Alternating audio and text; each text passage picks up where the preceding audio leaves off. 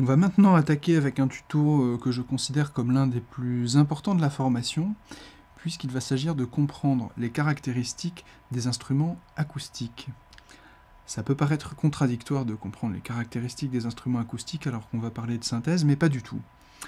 Parce qu'en fait, en matière de synthèse, plus vous connaissez le comportement des sons réels, donc ceux auxquels est habituée votre oreille, et plus vous allez être capable ensuite d'être dans une phase de création conscient et capable d'arriver aux effets que vous voulez obtenir justement par cette connaissance du spectre, cette connaissance du comportement des sons. Donc j'ai préparé un petit fichier audio que je vais vous faire écouter dans lequel j'ai joué de quelques instruments qui ont justement des profils spectraux très différents afin de justement les observer et en tirer des conclusions par la suite pour la synthèse.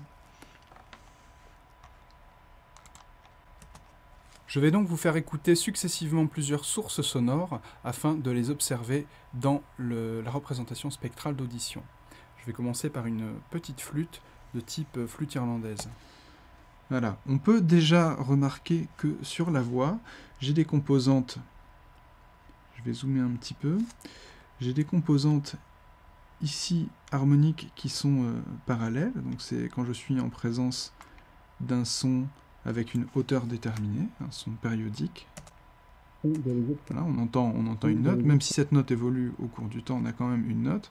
Alors que si on regarde ici les nuages qu'on a à cet endroit du spectre, là on a justement toute l'énergie bruiteuse des consonnes, hein, les k, les s, les ch, etc., qui sont représentées sous forme plutôt de bandes verticales, car étant bruiteuses, eh bien, elles occupent des régions du spectre de façon assez uniforme, alors que les harmoniques, elles, ont de l'énergie dans un rapport de fréquences multiples par rapport à la fréquence fondamentale. Donc pour le moment, retenez ça, c'est-à-dire que le langage lui-même comporte des composantes périodiques, qui sont les voyelles, et des composantes apériodiques, des composantes autrement dit bruiteuses, qui sont les consonnes. Et donc tout ça évolue évidemment au cours du temps pour former le langage, donc qui est assez complexe. Donc notre premier exemple, la flûte irlandaise, écoutons un petit peu.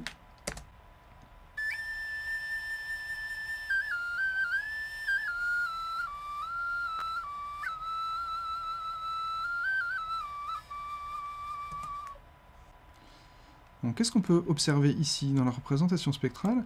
C'est assez intéressant puisqu'on voit que en fait on a surtout le son fondamental uniquement qui est très présent, hein, qui est donc très lumineux ici dans de l'analyseur de spectre, alors que c'est vrai qu'on peut apercevoir le profil des autres harmoniques, mais elles restent quand même extrêmement faibles comparées au son fondamental. Et ça, c'est une caractéristique notamment des flûtes et de quelques autres instruments comme les diapasons, par exemple, c'est qu'ils ont très peu d'harmonique. Donc, ce sont les plus proches de l'onde sinusoïdale, hein, qui n'existe qu'en théorie, ou qu'en synthèse en tout cas, qui n'existe pas dans le monde naturel, mais la flûte s'en approche un petit peu. Continuons. Je vais continuer avec une sorte de petite percussion qui ressemble un petit peu à un bongo, c'est-à-dire une peau animale tendue sur une caisse de résonance. Alors là aussi, comme dans le langage quand je parle, dans ce son de bongo, on a à la fois des composantes périodiques, c'est la petite note qu'on entend, la petite résonance qu'on peut visualiser ici. Je vais zoomer un petit peu. Voilà. Si j'écoute cette partie-là, je vais entendre la note dans le grave du bongo. Et en revanche, sur la partie verticale, le trait vertical, c'est donc notre impulsion bruiteuse au moment où je heurte la percussion. Voilà, et qu'on appelle, en fait, cet ensemble d'harmoniques qui existe au moment de l'attaque du son, on les appelle les transitoires. Retenez ce mot, les transitoires, c'est un concept très important. Ces transitoires, on va chercher à les reproduire en synthèse à certains moments, notamment quand on fera le TP sur la caisse claire.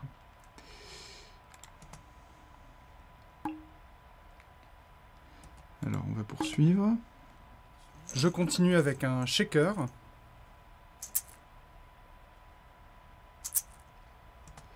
Alors, vous aurez remarqué que sur l'exemple du shaker, eh bien, on n'entend pas de notes, parce que le shaker est purement apériodique, c'est du bruit, on peut dire, au bon sens du terme, dont l'énergie est surtout concentrée dans l'aigu. Je vais dézoomer un peu dans mon affichage spectral pour qu'on voit voilà, que la majeure partie de l'énergie se trouve entre 7 et 12 MHz, et sans doute même au-delà.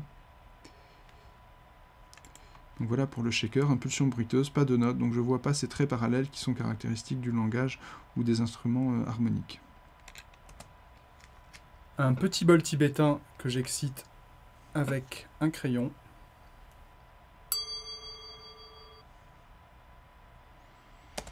Alors le bol tibétain, c'est de la même manière, c'est un son un petit peu hybride, puisque au moment de l'attaque, eh bien, on a les transitoires qui apparaissent ici, sous la forme d'un trait vertical. Et on a ensuite donc, cette résonance qui est la note que nous entendons. Mais on va réécouter, cette note elle est un peu perturbée par une note accessoire, j'ai envie de dire, une note un peu parallèle. En fait, on entend simultanément 2 ou 3 notes qui ne sont pas dans un rapport harmonique, c'est-à-dire qui ne sont pas dans un rapport de multiples par rapport au son fondamental, et ces partiels ont un nom particulier, on les appelle les inharmoniques, c'est-à-dire ils sont stables au cours du temps, ils permettent c'est comme une deuxième note à l'intérieur de la note, en fait. C'est comme si on avait superposé plusieurs notes différentes, et donc leurs harmoniques se cumulent, et ça crée ce son qui est typique des cloches, qu'on peut aussi reproduire en synthèse, particulièrement en synthèse par modulation de fréquence, qu'on abordera plus tard.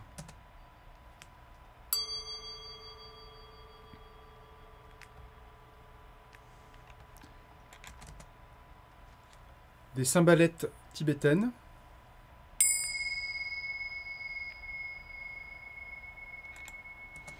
Donc là, c'est le même profil que le son précédent. J'ai une attaque avec des transitoires, j'ai une longue résonance qui est assez marquée, et j'ai aussi la présence d'inharmoniques, typique encore une fois des cloches et des objets musicaux qui s'y rapportent. Et pour finir, une guimbarde vietnamienne que je vais placer contre ma bouche.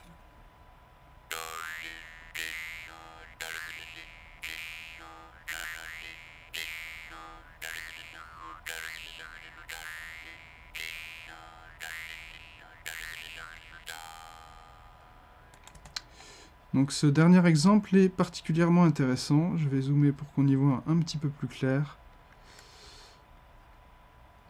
Donc qu'est-ce qu'on peut remarquer, hein? Qu'est-ce que vous voyez par rapport à ce qu'on a vu dans les exemples précédents? On voit qu'à intervalles réguliers, on a ces traits verticaux qui correspondent aux transitoires. Ces transitoires, elles interviennent au moment de la pulsation, c'est-à-dire quand j'excite la lame de la guimbarde avec le pouce. On va réécouter pour bien s'apercevoir de la synchronicité entre ce qu'on voit et ce qu'on entend.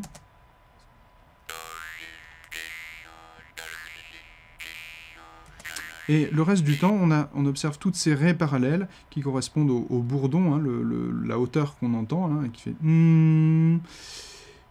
Et ce qui est intéressant, c'est que ma bouche, en fait, agit comme un filtre, précisément dans la guimbarde, pour mettre en valeur certaines fréquences à l'intérieur de ce spectre.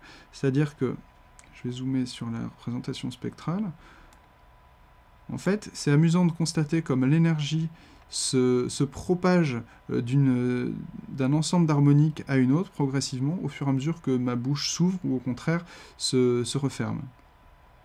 Ce genre d'effet comme ça de balayage fréquentiel, on va aussi pouvoir le reproduire en synthèse, par exemple en désaccordant 2 oscillateurs, ou en utilisant des effets supplémentaires, type phaser, flanger, chorus, qui peuvent produire des comportements fréquentiels similaires. Alors voilà pour cet exemple. Pour conclure, je voudrais qu'on se pose la question suivante. Pour reproduire un son par la synthèse, comment on va faire? Ou pour réussir à produire un son qu'on a dans la tête? On va se poser la question, quelle est la distribution spectrale de mon son? Ce qui est ni plus ni moins la façon dont l'énergie du son est répartie à l'intérieur du spectre. Est-ce qu'elle est répartie de manière harmonique, c'est-à-dire avec des harmoniques qui sont des multiples de la fréquence du fondamental, inharmonique, c'est-à-dire qu'on a une espèce de deuxième note, de troisième note dans le son, mais toujours avec une une certaine régularité dans la répartition? Est-ce que je vais plutôt avoir un spectre qui sera bruiteux, c'est-à-dire sans ces fameuses raies parallèles, comme on peut voir ici par exemple? Est-ce que mon spectre sera plutôt mat avec de l'énergie dans le grave ou brillant avec de l'énergie dans l'aigu? Donc voilà, on se pose ces questions sur le spectre qui sont très importantes. Ensuite, on va se demander comment le son évolue au cours du temps, pour notamment définir l'enveloppe d'amplitude du signal. Est-ce que j'ai plutôt un son de type percussion-résonance? Est-ce que j'ai plutôt un son de tenue? Est-ce que j'ai plutôt une impulsion? Une fois qu'on a réussi à répondre à ces questions, qu'on passe sur le synthétiseur, on va chercher dans un premier temps la meilleure association entre oscillateur et filtre, c'est-à-dire on va choisir la forme d'onde qui correspond le plus au spectre que l'on veut obtenir, et le filtre le plus adapté au son que je voudrais reproduire. Par exemple, si je prends l'exemple du shaker qu'on a vu ici, qui est un son bruiteux qui est assez aigu, on pourrait très bien imaginer que je prenne un son, je prends la forme d'onde bruiteuse, donc un bruit blanc, je mets un filtre passe haut, c'est-à-dire pour supprimer les basses fréquences, je laisse passer que les aigus, à par exemple 5000 Hz, et voilà, comme ça je laisse passer toutes les fréquences qui sont au-dessus de 5000 Hz. Ça pourrait me faire un shaker pourvu que l'enveloppe d'amplitude corresponde à ce modèle d'impulsion assez douce qui est le propre du shaker. Voilà, il y a d'autres choses qu'on va pouvoir reproduire, notamment le vibrato et l'évolution du spectre au fur et à mesure du son, ce qui fera l'objet d'un tutoriel tout prochain.